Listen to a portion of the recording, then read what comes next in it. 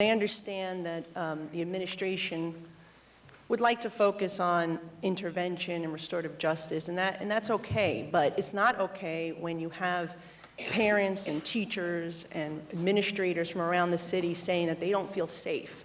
And that's exactly what I'm hearing, and as you heard from other legislators here today, that's what they're hearing in their community. On Staten Island, there were a number of incidents. My colleague, Mike Riley, explained one in which a student brought a knife. There was a hearing, students testified, and then the kid just returned to school 5 days later. Same situation in one of our high schools where there is repeated students who are threatening teachers, administrators. They beat up a delivery man. Kid returns to school a couple of days later, and everyone is scared and they're terrified in school.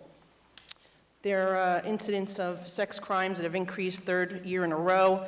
Staten Island alone, forcible sex crimes, there are about 29. The last calendar year that was reported, which was, this came out in the spring, so it would have been for the 2017-2018 year. But I think there is a concern here that I don't think the administration is taking seriously. I mean, when you have parents that are pleading, and as you went to that hearing in Queens, I mean, to say that they were grandstanding, I thought that was very offensive, because these are serious concerns that parents are saying that they don't feel safe, their kids don't feel safe. Kids are having items stolen from them. Those aren't being reported. And I don't think that's reflective in these statistics. And even certain incidents like, pot or disorderly conduct or harassment, disrespecting teachers, bullying other students, they're not included in they're considered non-criminal by the DOE. And so I don't know if they're really reflective in any statistics. But the Council of School Supervisors and Administrators wrote to you recently, even in a letter. So even the unions are saying that there are serious issues that their members have concerns about. In fact, I think they took a survey here, and the numbers that I have, 20% of principals only said that they were satisfied with the resources that their schools are receiving for safety, and that they also said that changes to school discipline have had a detrimental effect on school climate. And teachers that I'm hearing from are saying the same thing, that they feel they can't control their classroom. And when you can't control your classroom, children can't get a good education. And so I guess my question for you is, I understand that you're doing these things, you say restorative justice or some type of interventions, but at the end of the day, people don't feel safe in the schools. And you're hearing it from all levels. Again, these are parents, these are students, these are teachers, these are administrators, all saying the same thing.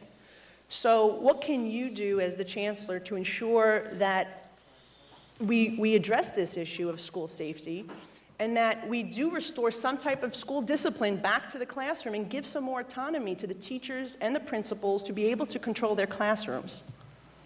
So thank you for the question. I would very respectfully disagree that it's all parents, all students, all administrators. Absolutely there are concerns. We listen to those concerns.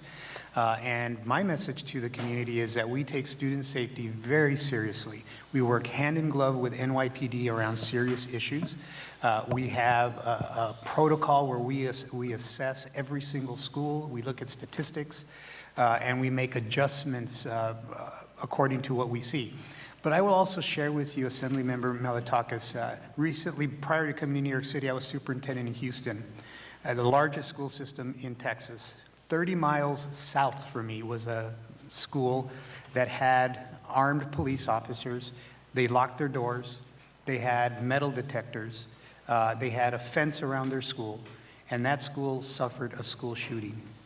All of the hardening that you can do to a school is just hardening unless you create an environment within that school where students have an environment where they feel safe and they can report the crime.